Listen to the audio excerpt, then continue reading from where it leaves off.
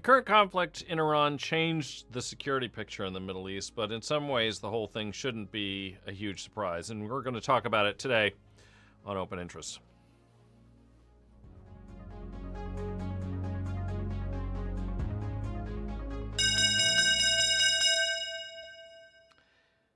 The U.S. and Israel may have scored major tactical wins, including the reported assassination of Ali Khamenei, but Iran knows they can't win head-on, and nor are they trying to.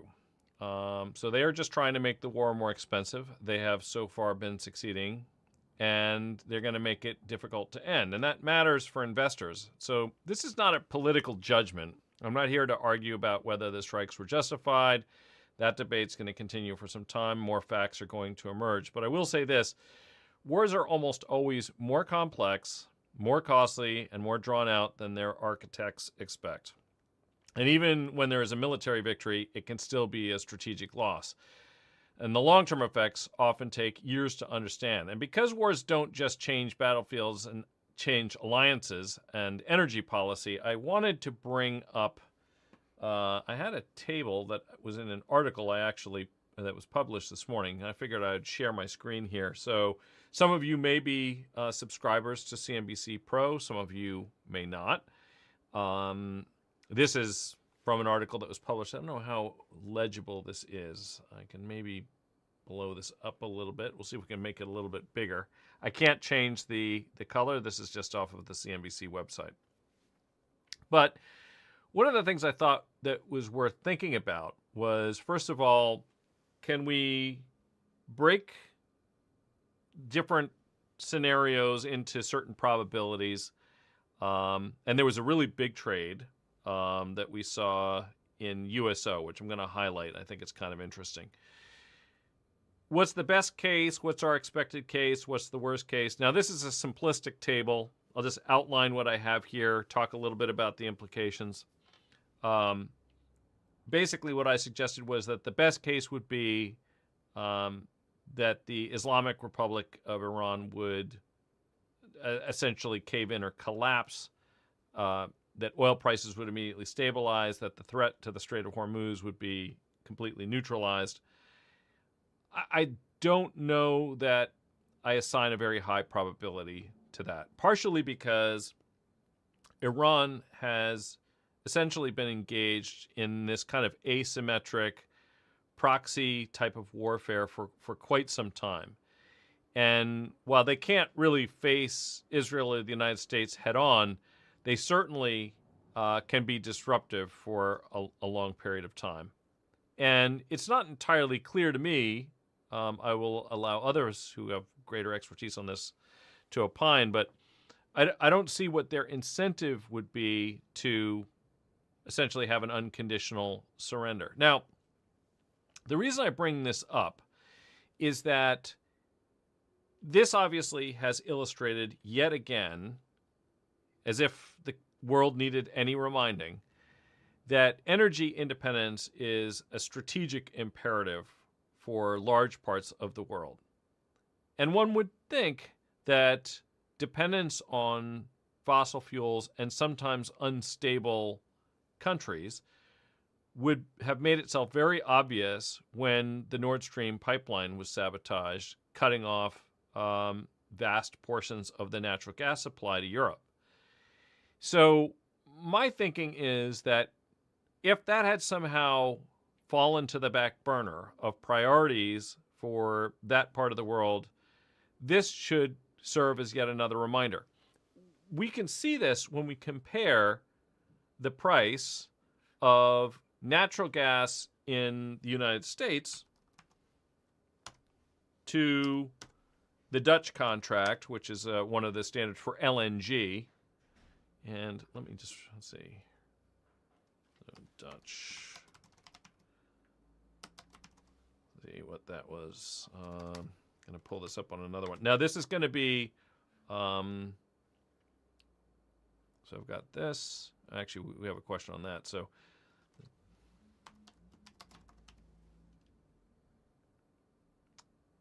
we'll pull this one up. This should be the active contract. Is it? It should be trading in the, okay. Now, this is not that easy to translate one to the other. Probably needs a little bit of explanation. So this is the Dutch natural gas contract, and this other one is the U.S. natural gas contract. Now, when you look at these prices, this is priced in euro, and this is priced in dollars. You'll see that obviously this has been weakening, and this has skyrocketed since the conflict.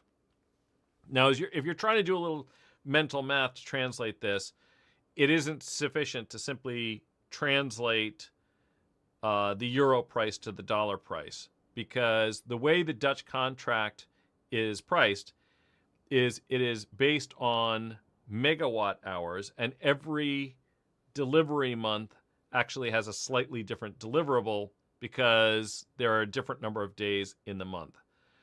Let me simply just offer the following. Once you do that translation, the European natural gas price is about 450% higher than the U.S. natural gas price. So that's 5.5 times the U.S. natural gas price. And what that does, and we talked about this a little bit, I think, in terms of fertilizers and things like that last week. If you take a look at something like CF Industries, for example, CF Industries, natural gas is an important feedstock for fertilizer. But even ignoring all of that, you have to assume that if these countries are going to think about their own energy security, they're going to have to start thinking outside of fossil fuels delivered from regions that are historically unstable. So Nord Stream was convenient and it was affordable until it wasn't convenient. Somebody sabotaged it and they had sharp spikes. Then you have to start looking for alternative LNG via ships, but 20 to 25% of the LNG that is on vessels around the world goes through the Strait of Hormuz, and suddenly we have another conflict, and you end up in a situation like this. My thinking, therefore, is that these countries need to start giving more consideration to nuclear power. I'm assuming they're going to focus also more on other alternative and, quote, renewable, unquote, sources of energy. But I have to assume that the nuclear story, which was essentially suspended, particularly in Germany several years ago, that there is some thoughts that they have got to come back to this. And with that in mind, there's a couple different ways you can play this. One could buy companies like Cameco, ticker CCJ. One could buy the uranium ETF URA. There are other companies that mine for this stuff. My thinking is one should sort of take advantage of the fact that you're getting a little bit of a dip here and work your way in, possibly by selling, some cash-covered puts or something along those lines, going out a little bit in time here, and, just sort of paying attention to the levels from whence this broke out. So, if you take a look right here, this is not a bad area, I don't think, to start thinking about getting involved. So, you could do something like sell the 48.5s. You'll end up with a payoff that looks a bit like this. Everybody knows what a short put looks like. You can kind of see where that break even is here. And then assuming, it pulls in, you have it put to you, sell some upside premium against it. You can bring your basis down, scale into more. But to me, even though we are considerably higher than we were a year ago, my assumption is that there's going to be more of a migration towards this, just as a strategic imperative, regardless of how the war plays out. But as I also mentioned, it just seems that in asymmetric warfare, one has to assume that Iran doesn't have much of an incentive to make this easy on us. So despite all of the news that's coming out of some quarters about the success militarily of various strikes, and I have, no reason to doubt that we have, head-to-head, we have significant military superiority, but this is not sort of head-to-head conventional warfare that we're dealing with. My hope is that they resolve this quickly. I think that's the world's hope, but hope is not a strategy, as they say.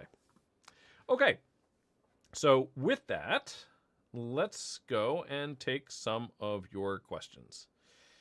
Okay, the first one, Karen Fine, will you structure a bull put credit spread, minimum 70 delta, or a risk reversal for Micron for earnings or a bit longer, 45 plus days out, still bullish, and also love Western Digital, can't decide. Okay, so let's take a peek at what we can do here. So Micron has an above average implied move. It looks like, I was looking at this today a little bit earlier. I'm not sure where it is right now. At the end of last week, it was like 10% was the implied move. It was in that neighborhood. Now I think it was 8.5% or thereabouts.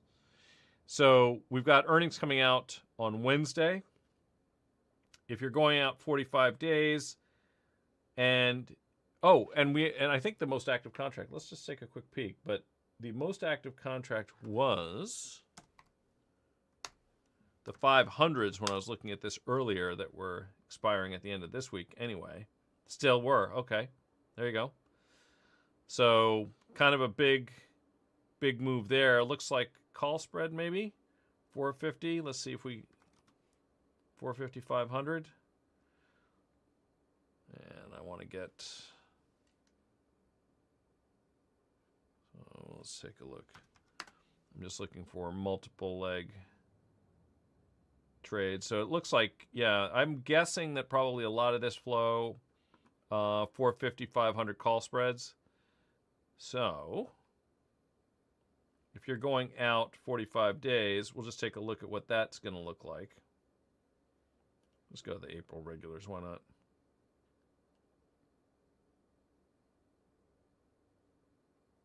So that would look a little bit like this. And if one were to, in turn, let's go to standard use, this way or that, get a trade structure that looks a bit like this. And, I mean, if you really feel like premium's a bit too pricey, this could set up for, a potential call spread risk reversal as a way to play it on the long side. The only thing I would say, and you can do this, you're going to end up with something that looks like that. And this is not bad in terms of its break-evens just going back a month or so. This is approximately going back about the same amount of time that it goes forward, right? So you're looking at a trade that expires in mid-April, so 2 months out. So if we kind of say, okay, well, what kind of a range have we been in over the course of the last couple of months? But it is likely going to move more than that because the last couple of months did not include earnings, and the next couple of months will. So I'm going to just put this out to 6 months so we can sort of see how it behaved over that period.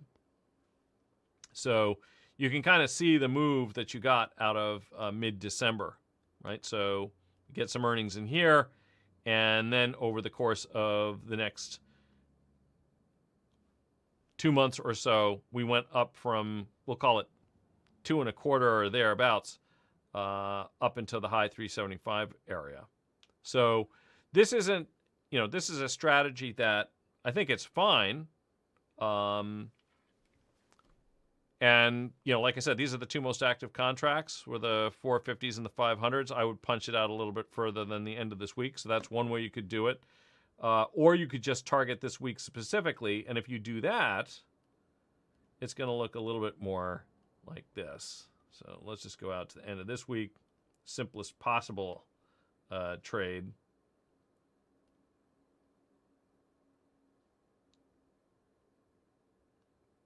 That would look a little bit more like that. And that's just basically going to be targeting, maybe we'll just use something like the 410s. A trade like that is basically just targeting the earnings move, saying, you know what, I want to try to catch the next $50 to the upside. The whole trade's going to roll off by the end of the week. Either you will close it or the thing's going to expire. So not a terrible way to play it. You're trying to capitalize on the fact that the implied move is larger than it has been historically. But I think there's good reason for this. My guess is the news will be good because the news in the space has generally been good. So there's no reason to think that they're going to come out with a grossly disappointing number. And we can see it in the prices for memory. There's been a lot of demand there. Okay. You also said you read that Western Dig has issued a huge buyback. Well, let's take a look at the buyback.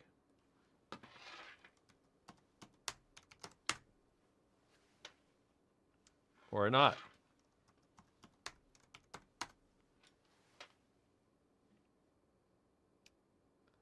All right, so $4.5 billion remaining, which is 4.6% of the float. And this was, when was this one initiated? And how aggressively have they been? I wonder.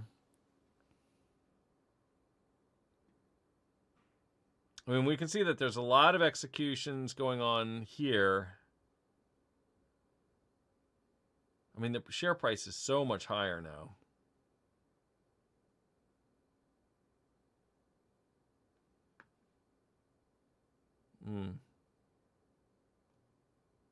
So they have a substantial authorization. For the most part, companies that have buyback authorizations of this size and intent, they're not trying to mastermind the stock price, but it is substantially higher. So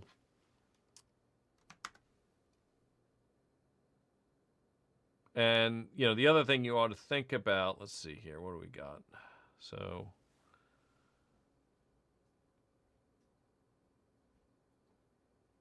I mean, it does create a backstop, for sure. But a backstop is a little different than meaningful support to help drive the shares higher after they've had such a huge run as they have here. As both have. I mean, not unreasonably valued. We've got the thing at, what are we trading versus...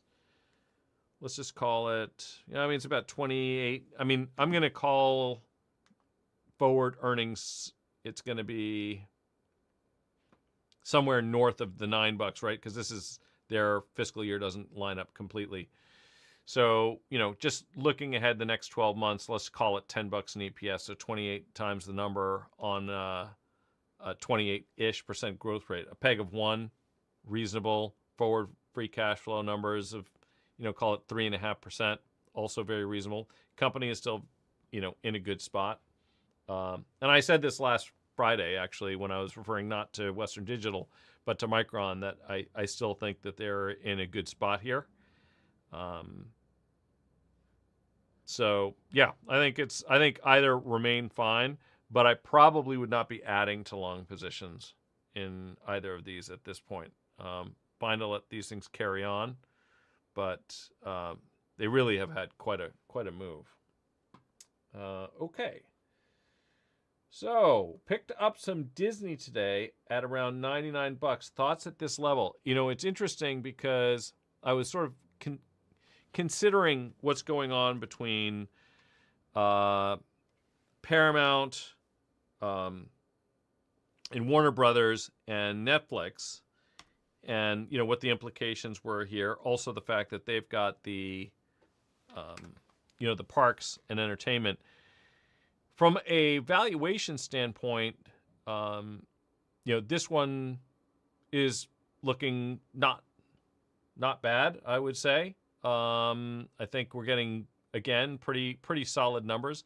I will mention, though, that my only problem with Disney here, and you guys can probably guess, even before I do it, is this.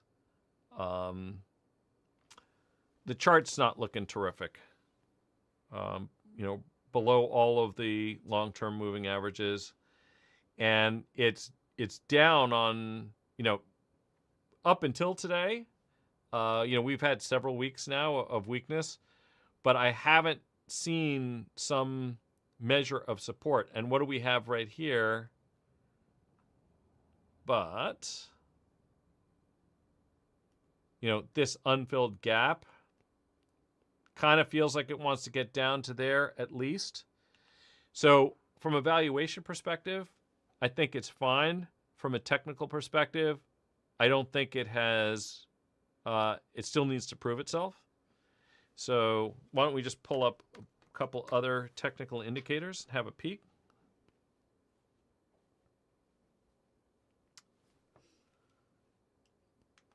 And so of those that have been profitable, and some of them have only been marginally profitable, so I think we can characterize this bunch right here as, only marginally so. But over the last year, it's just these that have basically outperformed the S&P, and we can see that only one of them is bullish.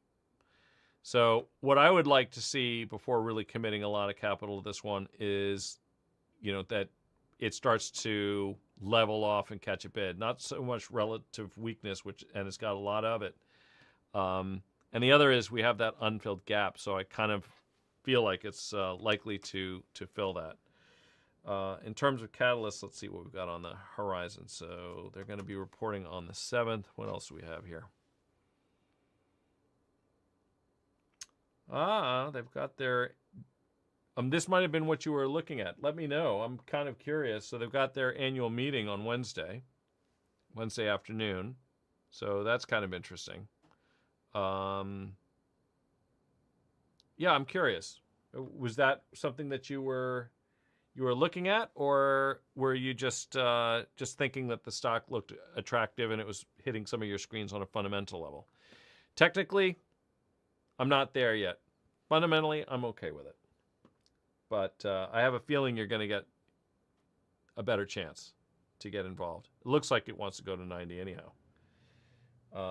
Okay, let's see what we have here. Finwest, good morning, Mike. Happy Monday. Same to you. Ambassador, greetings. Blessing to you and your family. Yes, thank you. And same to you, sir. You have a couple of questions. Let's have a look. What is your opinion on trading as an ongoing income play the XSP Iron Condor, 45 days to expiration, looking to close at 21 days, capturing approximately 50% of the premium, tasty trade strategy? So, XSP, I have to say, I've never quite understood what the issue is with XSP. It's kind of a nuisance. And what I mean by this is the spreads are a little bit wider in XSP, and I have traded it. I usually trade SPX, something I've mentioned before. But I like the cash-settled indices for options trades because you just don't have this. You don't have an assignment issue, exercise or assignment. So whether you're long or short, I really like the cash-settled aspect. The index options get a good tax treatment. So they are subject to the 60-40 mixed straddles rule, which is nice. And with respect to the tasty trade strategy, they did a considerable amount of work on that. And I do like that as an approach. It's a nice blend of, the amount of premium that gets collected and trying to find a balance in terms of gamma and theta. If you sell really short dated options, like if I sell options that are a day to go, for example, those options have very high rates of decay relative to the value of the option itself. But the downside of that strategy is that if there is a big move, you really aren't collecting a whole lot of premium to mitigate against it. So let's just take a quick peek at an example. Now I can't load XSP into, so we're gonna do something with options play. I'm gonna use this to illustrate, but I can't put an index product. It doesn't support index, but SPY is a pretty good proxy for it. All right, so looking to sell a strangle, so it's going to be sell both. We're going to sell a call. We're going to sell a put, and let's go out about 45 days. Here we are. We'll try to do this something close to delta neutral here. And for now, I'm just going to pick a 25 delta call and a 25 delta put. Maybe 20 would be better, but this is just for purposes of illustration. Okay. So now with this strategy, okay, so you're going to collect 14 in total. This would be $14 on, call it a 670 underlying. So about 2% of the underlying. If you were trying to do this with really short dated options, the strikes would be much narrower. You'd have a lot more gamma, and the total amount of premium you'd collect would be smaller. And you'll see that the break-evens in this case are 622. We'll round up 622 over 669. So down 7%, and at 712. This is if you held it all the way to expiration, which you're not going to, as we just discussed. And up 6.5%. So 6.5% to the upside, 7% to the downside over 3 weeks. And if you do this strategy and it doesn't work, how much risk are you actually taking? Well, you're collecting 2. So worst case, you're going to be net long down 9 or up 8, short, up 8. So if it went, say, 12% higher in a really short period of time, your effective risk in that case is going to be 3-4% of the underlying. So that's going to be, we'll call it $20 on this. Be similar in XSP because XSP has a very similar type of structure. So in general, I do like that. The other thing I would say is that just take a look at this chart here too, right? So those break evens are going to be in around here, and up around here somewhere, right? And you can see we've been pretty range bound in here. So I think that's probably a pretty safe bet. And like one other thing, I've mentioned this before with respect to what the guys at Tasty did. So I'm acquainted with Tom Sosnoff. I haven't spoken to him in quite some time, but he's a long time option educator, and they did a lot of their own research. I know he's not at Tasty anymore, but they did a lot of their own research, and so they identified these entry and exit points as ones that tend to work pretty consistently. And more importantly, what I like about them is that the execution is fairly straightforward, fairly simple. So I'm fine with the strategy. XSP, like I said, a little bit annoying because the spreads are a touch wider than they are with SPY. And SPY, by the way, does have some similar tax benefits. But what I prefer about the cash-settled indices is exactly that. They're cash-settled, and that just takes one operational slash logistical challenge out of the mix. Do I have to think about early exercise or potential assignment? Early exercise if I'm long. In this case, we're talking about selling premium. And the answer is no. So I think that the levels aren't bad for doing strategies like this right now. Implied volatility is elevated, which favors strategies like this right now, although it did come in pretty hard over the last couple of days. The other thing I would add is that, do we think what I was talking about at the open is that going to get put behind us anytime soon? If it did, then I could see equities sort of having a snap higher. But I will admit that's not my base case. I wish it was my base case. It would be nice to think that everything in the Middle East would calm down once and for all, and all would be well. But I just don't see that happening. It's just not really the history of the region. But maybe I'm being too pessimistic just based on how that region has behaved throughout my life. Rarely that great. But yeah, that's good. Actually, you're looking at doing an iron condor. So you're actually going to take much. I just put in a short. Let's do this. Let's get back there. I should have been more. Let me just elaborate on that a little bit. So if you do that, then you're adding a long leg on both sides. So we are going to, in this case, buy a call option.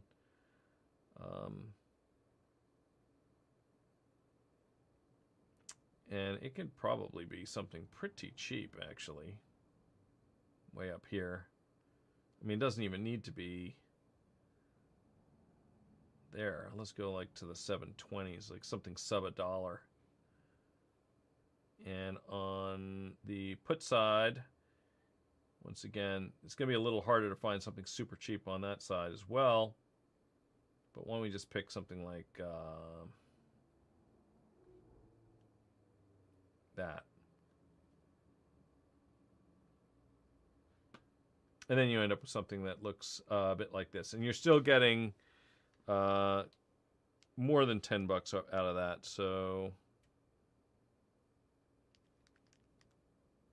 1.5%.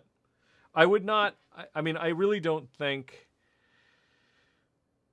I mean, this depends a little bit on how many deltas you're already carrying. So if you're very long the market already, then getting some downside protection, makes some sense. It may be necessary just from a risk management perspective. But if, you're 80% net long or something like that, would I be terribly concerned about picking up a little bit more equities at a pretty material discount to the prevailing price? Not terribly. The upside I would be a little bit more concerned about, but you can put on a strategy like this and it's still going to make decent sense, I think. And most of that value is going to go away within the first 3 weeks of the holding period. So, all right. Okay. Karen, I was thinking of putting up puts credit spreads and selling the premium to stay the same, move up. So yeah, again, I assume you're talking about Western Dig. What's interesting about selling put credit spreads is that, this is something that would support this strategy, is that this is one of those circumstances where, because of the buyback, we know that in Western Digital's case that they've got whatever, a $4.5 billion remaining authorization, pretty material percentage of the float. If you're starting to sell some downside puts, you can probably assume that you have that's where that backstop starts to matter more, right? So I am generally in favor of it in those kinds of circumstances. That does create a bit of a cushion to the downside. Let's see here. All right. What if the portfolio was constructed with equities with weekly options where you held the underlying and purchased protective puts at the money or slightly in the money and used STRC holdings to pay for Well, okay, so this is getting really creative. So I like this very creative thinking. So let me just make sure I put this up. I want this one up on there. Okay, so just so that everybody else who's watching is saying, okay, well, what is Ambassador talking about here? We're talking about these preferreds. So the strategy preferred stock. So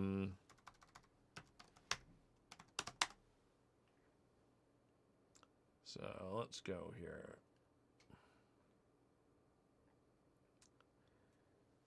All right. So if we take a look,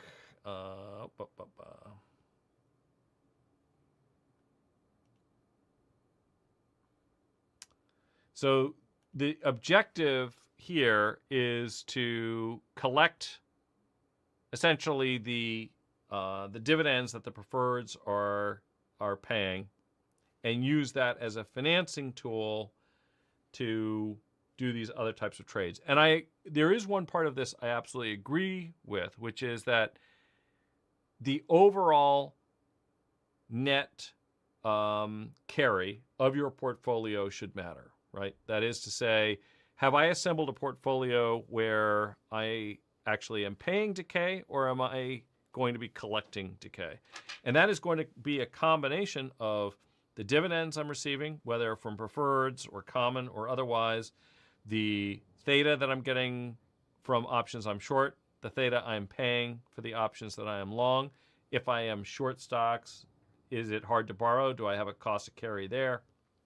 All of these things certainly should be, in your calculus. So that part I definitely do like. The only challenge I have in a circumstance like this is that strategy is, its own beast. Bitcoin strategy, they're kind of their own thing. And the hazard one has, in my experience, is that tends to be very much a barometer of risk on and risk off, right?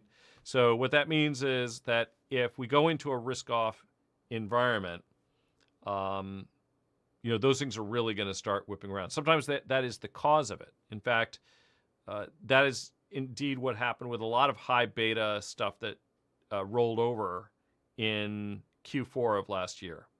It really all began with Bitcoin cracking around October 9th or 10th.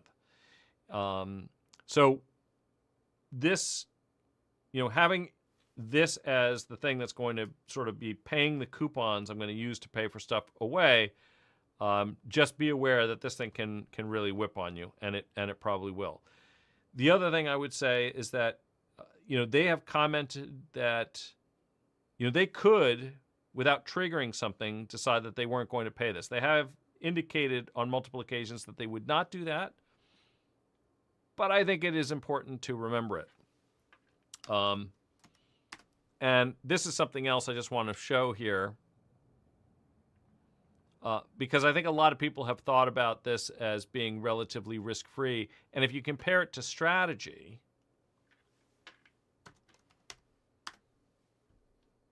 I'll put that in, chart it in here as well. So it certainly is a lot more stable in that sense. But I think it is also worth noting that it is, not without associated risk. So right in here, July, that was the top for strategy. And we can see that the preferreds fell, more than 30% from this period right here. I think that's probably around, it is. Okay, I hit it right on the number. July 16th was the highs, and it's obviously come in quite a lot. You are senior to the equity. That's a positive. You are subordinate to the debt. But I like the way you're thinking about it. Just bear in mind that the source of funds in this case would seem pretty stable at the moment, and it's consistent with the messaging that they've given. But just understand that they don't have to continue to pay it. They could suspend that dividend if they wanted to. But yeah, it's creative. And actually, there's something else. I'll just offer this. When you start doing this, when you start taking these different securities that are, from completely different areas, one of the interesting things that probably will happen is that if you're trying to balance out your cost of carry, so you have a couple things that are giving you a tailwind, a couple things that have a headwind, the market has remarkable degrees of efficiency, and as long as you don't allow that carry cost, whether positive or negative, to get too outsized, you will probably find that it's not a bad technique for risk control. I can tell you that when I was first an options trader back in the 1990s, that one of the risk constraints that we were given was not that we couldn't be short premium or that we couldn't be long premium. They just wouldn't let us be too long or short. And so they actually said, in terms of theta, your maximum daily theta, this is when I first got started, was $5,000 a day, right? So, and the logic from the risk department was, if you aren't paying more than $5,000 a day in theta, or if you're not collecting more than $5,000 a day in theta, that chances are whatever you had done with all of your positions probably controlled the risk fairly well. So that's the one thing I would say is sort of, if you're going to start pulling different pieces of your portfolio together to sort of get to a net carry position that you're comfortable with, which is a good idea, try to confine that, whether it's a positive number or a negative number, try to confine that to something fairly modest until you actually observe how the position behaves through the course of time. And then if you start saying, okay, this is doing what I like, this is what I thought it would do, then you can start adding to it. And, there's something else, which is chances are, even if it is an attractive trade, there may be opportunities to peel some off and add some back as things move around relative to each other. But I do like that. That's good. Okay. To pay for the protective put, as the cost is typically about 9 to 12%, as they would be longer dated. Yeah. This is something else interesting, and this is really rare, but I'll just offer that it does happen. There are circumstances when sometimes the equity options are not correctly priced relative to other things in the cap structure.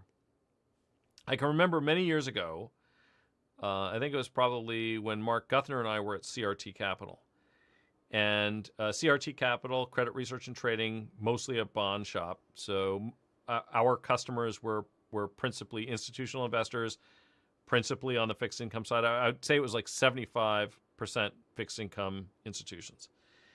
And somebody reached out and said, hey, we have a big position in Earthlink credit. Could you just take a look and see whether there is something we could do on the equity side to hedge our Earthlink credit position? And I looked at it, and the Earthlink debt was paying like 11+% at the time. It was paying quite a lot yield to maturity. And I looked at Earthlink equity options, and it was trading like high 20s in terms of vol, maybe 30. And I was able to look out and buy 18-month put options on Earthlink stock while owning Earthlink credit and have positive carry, which made absolutely no sense to me because, of course, the equity is subordinate to the debt. So this was a situation where if everything went sideways, the puts on the equity would make money before you would lose all the money on the debt side. That even if you assumed zero recovery, you could set that up in such a way that if the company went bust, you couldn't lose. And that kind of stuff's not supposed to happen. It actually sent me down a bit of a rabbit hole because they happened to ask me about it, and I thought, this can't possibly be so. How is it possible that you can buy puts that expire in 18 months on the equity, and I will spend less on that than I would earn on a notionally comparable amount of the debt over the same period of time? And so, of course, then I started screening the whole universe looking for other similar opportunities and found none. But it does bring up the point that sometimes you will find that. And so if you see it, just kind of work through the problem yourself and then call me. Let me know. I don't know. I don't know how often that happens. Not very often, but it's also worth paying attention to. Adobe looks like it may have found a base. Post earnings release, Microsoft 2 off the 400 area. IGV is looking okay. Yeah, so KJ, this was a point that one of our traders, Corey Reed, brought up. He actually first brought it up on the 13th of February, that IGV just looked oversold relative to the rest of tech. I am inclined to agree. Microsoft, this I thought was... What's going on here? Microsoft 20 times forward. Is that about where we're at right now? Maybe even less. Yeah, 20 times, give or take. So we're right in there. It's actually up a little bit, isn't it? I think when I was looking at this before, it was about 20 times forward was what I saw. How much of a... Well, it's not that much higher. But yeah, I do think that some of these things are starting to look interesting. Adobe had... I don't know how much they rely on these recurring subscription fees and things like that, but a story that I saw out about Adobe was that, you know, they had these Roach Motel subscription arrangements, and I guess they just had a settlement. Where is it? I know I saw this. Oh, here it is. Adobe hit with a $150 million settlement for trapping users in subscription hell. I think we all know what that's like. And so the thing that's interesting to me about this is, you know, how much of their revenues and how much of their revenues consistency depends on recurring fees that are hard to extract oneself from. That's a little bit disconcerting. But, and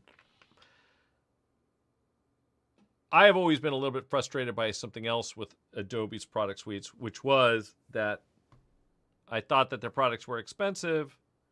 I also felt that they were resource intensive on my machines. That is to say that, you know, I boot my machine up and it's, you know, you look at the processes running on your machine and, you know, you have this huge block of Adobe this, Adobe that, and that always was a little bit of a nuisance. Still, the thing, I mean, it looks cheap. It looks really, really cheap. It is very, very tempting, I have to say. When, you know, I see we're still looking at high single digits top line growth, low double digits adjusted EPS growth. Could it be 10% free cash flow yield? I mean, this thing is definitely trading at a valuation that suggests that there are people out there who think that their business is going away.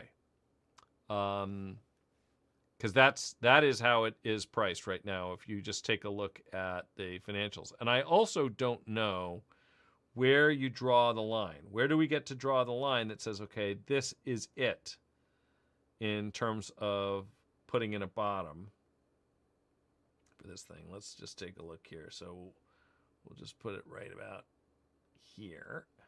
Okay. So we're looking at levels that we have not seen really consistently, you know, for 7 to 10 years. That's what we're looking at. It's this region right in here. It's not entirely clear to me that this is a specific technical level that we should be impressed by, but I don't mind the idea of adding a little. But I would probably write fairly aggressively against it until such time as we get to a point where it does seem like there's you know, some more meaningful relative strength. Same kind of thing that I was just talking about in Disney, actually. Really would like to see this thing start to catch a bid somewhere. And so far, we haven't seen it. But from a fundamental standpoint, like for a partial position, quarter, half, maybe sell some, sell some cash covered puts, and then write calls aggressively against it. Because you're still in decent implied volatility land, right? We're in the north of 40. Let's see, is that true for 2-month options? Yeah, okay. I just don't really see why it doesn't have a really obvious reason right now to take off. So you got their annual general meetings coming up in April. I don't see a real meaningful catalyst otherwise. But from a valuation perspective, I mean, if they can stabilize their business, not even here, it doesn't even have to be at what the street's forecasting. It could be worse than that. It could be significantly worse, right? So street's looking for whatever, close to 10% top line growth, maybe a little bit better. I mean, even if they could just stabilize at 6 to 8% year on year in adjusted EPS growth, 5% top line growth, and not even a cash flow that the street's forecasting. I'm talking about 60% of that number, which means that, I mean, it is priced as if it's going to get fundamentally like it's going to get a lot worse than it is right now. That is what's priced into the stock. Negative growth is priced into the stock. So I wouldn't mind adding a little bit and then keeping a close eye on it. But technically, it's not a great setup. Kind of like Disney, same sort of thing. Okay. So, Mike, there is no such thing as free money. Nope, that is definitely true. Not even with STRC. Yeah, so the preferreds, like I said, yeah, it's not, it's no freebie. What you're relying on, really, is that they don't suddenly pivot. And if Bitcoin continues to find a little bit of support and catches a bid, crawls back above 80 and stays there for a while, I think their basis, somebody might have this information. I don't have it right off the top of my head, but I kind of remember the basis was in like the 74,000 range for what they have on their balance sheet. So it's not dilutive for them to liquidate.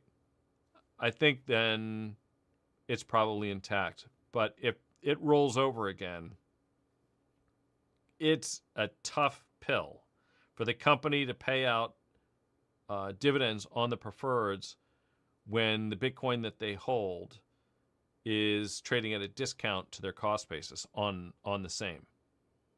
I would assume that at that point they would say, we don't think it's in the best interest of shareholders, and we don't think it's in the best interest of holders of the preferreds for us to sell Bitcoin at a loss to, meet the cash demands of continuing to pay on the preferreds, and we can suspend it.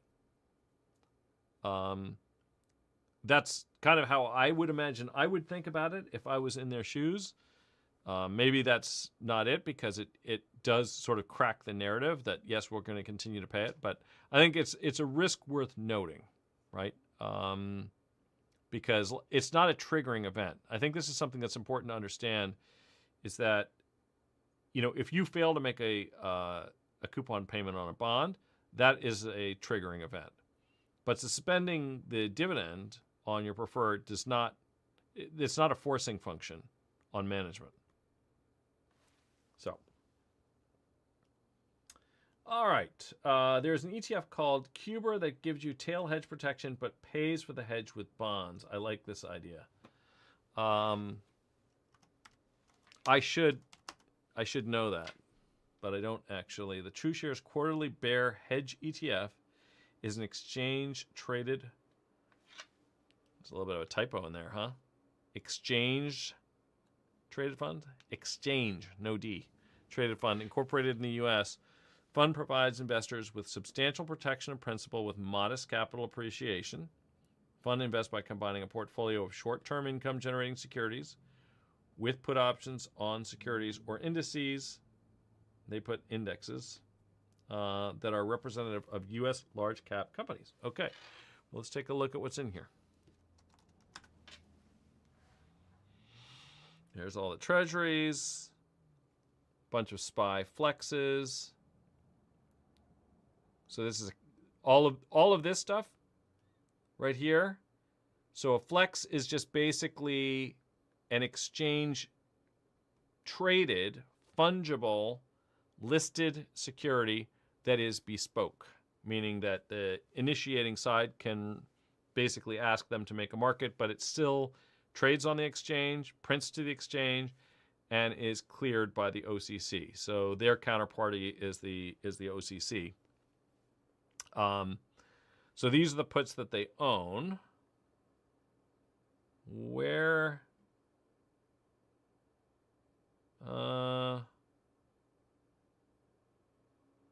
that's it. It's just treasuries and puts. Wait, did I not read what it... So quarterly bear hedges exchange. The fund invests by combining a portfolio of short-term income-generating securities. That's the treasuries. Makes sense. With put options. Oh, okay. So that, yeah, all right. So it's just put options on large cap. So all it is, SPY puts plus plus treasuries. And let's take a look at what this does.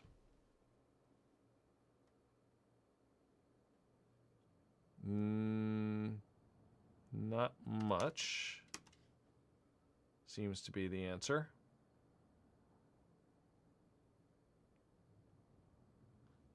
Except over here. I would say,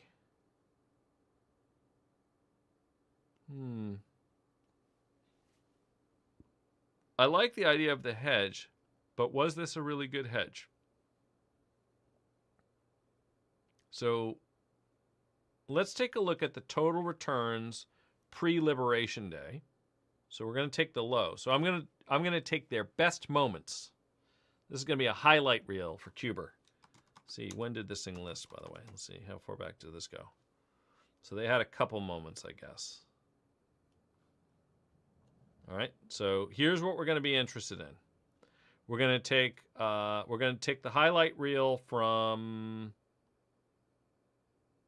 March 24th until April 8th. Yeah, okay. So we'll look at that first. And then July 15th until August 5th. Okay, so let's start with this one. 0324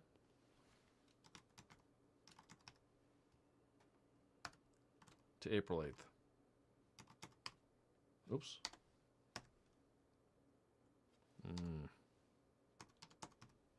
Here we go.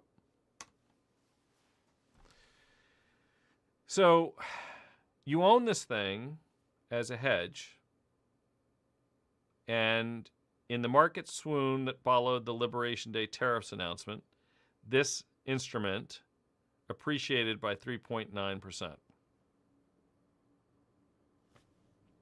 That's not a whole lot of juice for the squeeze. Now, you could say it doesn't have any real negative carry, but it does, of course, because you would have been earning cash all of this time anyway. So this is now going back to July of 2024. So this is almost 2 years out. So this is essentially a little less than you probably would have earned on your cash balance for the same period. This looks like this had a little bit more convexity. So this is from July 16th until August 5th of 24. July 16th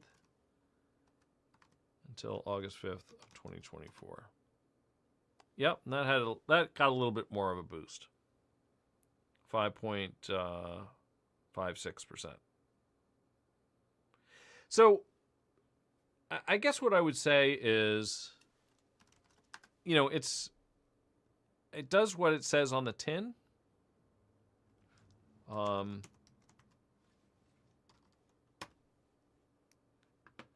I'm going to put SPY in here.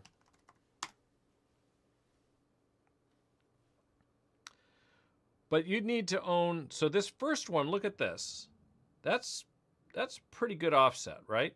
So if the white line is flat, but you get a boost every single time the S&P rolls over, then it's really doing its job. But I would argue that it did it well at first, but not as well since then. And not only did it not provide quite as much convexity to the upside as the S&P rolled over in here, see? So from basically here down to there. But on top of that, you'll notice, if you look carefully, that it looks like it actually has had a little bit of a persistent headwind more recently. So, is it terrible? It's not terrible, but I don't know that this is entirely free, because remember, you would earn, if you allocate to this, you would have otherwise been earning interest on your cash balance. And also, that cash balance itself would have been muting some of the risks. So having some reserve of cash, and then let's say you had 5% in cash, or let's say 10% in cash. And you said, okay, whenever I get a peak to trough drawdown of, more than 5%, I'll plow half of my cash reserves in. So that's 5% allocation. And if ever I get a peak to trough drawdown of more than 10, so properly a market correction, maybe I allocate the rest of it. And if and as the market recovers back to the prior high, I'll peel off 5%, and if it goes up, another 5%, then I'll peel off the balance and get back to my cash position. Would that position behave much differently than this one? I'm not sure that it would. So again, this is an interesting approach. I always like when people take an interesting approach. This is an interesting one. But it doesn't look like this is really going to... I don't know that this is a really effective hedge. I'd actually probably have to model this out a little bit more to be sure. And what I mean by that is, let's see what the lowest strikes are here. Yeah, so these are all mostly at the money, relatively, what's that? I would have to see what the blended delta is, but anyway, looks like I've taken up more than an hour. Ambassador says 10 to 11.5% yield, which is the amount I would need to buy the at the money or in the money puts on my equities. And I do understand the risk. Yes, Ambassador, I know you do. You and I have spoken before. I'm not crazy about the in the money puts on the equities, by the way. I feel like you want to own insurance for a disaster, but a little bit of volatility is okay. I would probably bring that cost down and my net equity delta up. So I don't know about the in the money puts. But, enough to offset the theta. That seems like an interesting idea. Okay, so with that, because there are people other than me that help put these videos together, and everybody has a schedule to keep, and I have kept all of you for more than an hour, I always appreciate your time and attention and your questions. I thank you for all of those things. And hopefully you guys can tune in for the live stream tomorrow. I'll be doing one with Mark Guthner, or at least that was our plan. Office hours, even though I believe it's spring break at Rutgers University. But tomorrow at 2 p.m. Eastern Time. And then, of course, for the next live stream that I'll be doing on Wednesday at 4:15. And actually, for those who are interested, YieldMax ETFs is also holding a live stream on Thursdays at 4:30 p.m. And we answer questions there, too. The distinction is that you have to get those questions in ahead of time. You have to send it to the YieldMax ETFs X handle. And the reason is that what we do then is try to do a little bit of homework on the questions so that we can actually assemble more collateral ahead of time and have a more formulated response than the kind of off-the-cuff stuff that I do here. But as always, thank you very much. Thank you for watching, and we'll see you soon.